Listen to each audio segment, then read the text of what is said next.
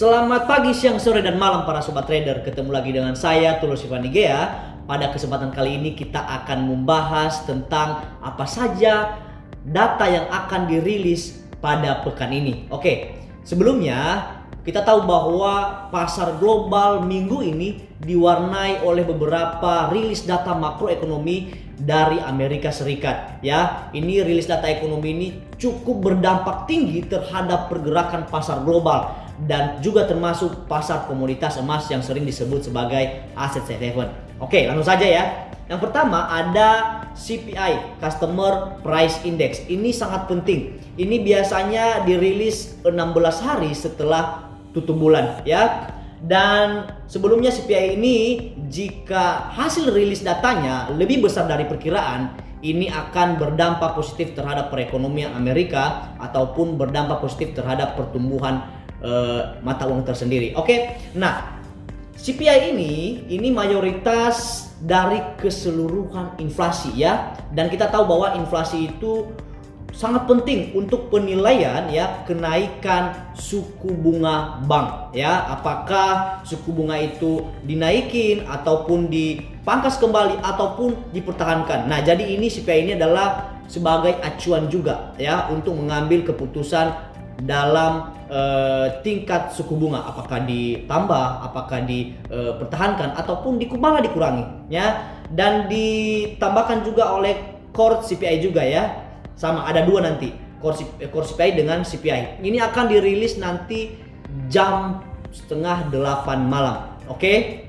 Jam setengah 8 malam. Ini potensinya cukup tinggi, berdampak tinggi terhadap mata uang USD sendiri. Oke? Dan seterusnya pada jam 1 dini hari ya, jam 1 dini hari akan dirilis yang namanya akan ada yang namanya meeting FOMC ya. Yang pertama tentang FOMC Economy Projection. Nah, FOMC Economy Projection ini biasanya diadakan cuma 4 kali dalam 1 tahun sobat trader. Ya, tentunya ini cukup berdampak tinggi terhadap pasar global maupun di pasar komoditas ya sobat trader. Nah, ini laporan ini mencakup tentang pertumbuhan inflasi dan pertumbuhan inflasi selama 2 tahun ke depan.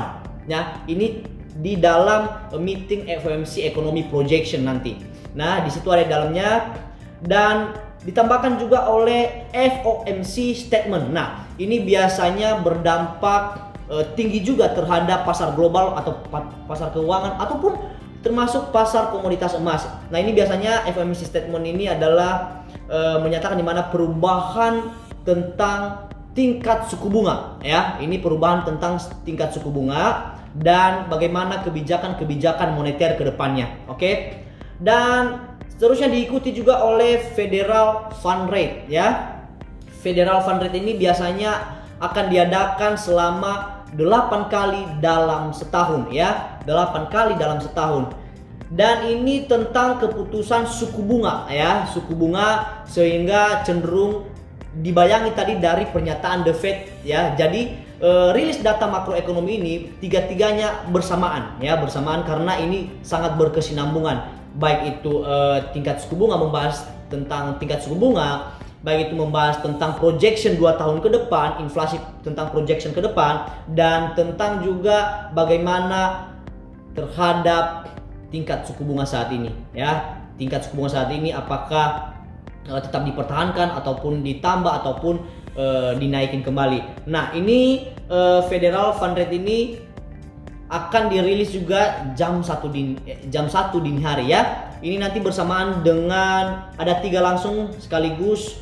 Jam 1 dini hari ada yang namanya FOMC Economy Projection ya, FOMC Statement, dan ada Federal Fund Rate. Nah, tentunya dari hasil meeting tersebut, pernyataan-pernyataan yang mendukung pertumbuhan ekonomi global itu akan berdampak positif terhadap mata uang Amerika sendiri, yaitu US dollar. Akan tetapi, jika di dalam pernyataan tersebut timbul yang namanya keraguan ya, keraguan ataupun kekhawatiran terhadap pertumbuhan ekonomi, itu akan berdampak negatif terhadap ekonomi itu sendiri dan termasuk juga mata uang US dollar. Nah, tentunya ini akan berdampak juga di mata uang, di pasar komoditas gold. Oke? Nah, untuk bisa lebih tahu tentang bagaimana rilis data nanti malam ya, kamu langsung chat saja ya, siapa saja yang nge-share video ini ya, dan kamu tanya bagaimana perkiraan ataupun bagaimana dampaknya terhadap emas malam ini ya.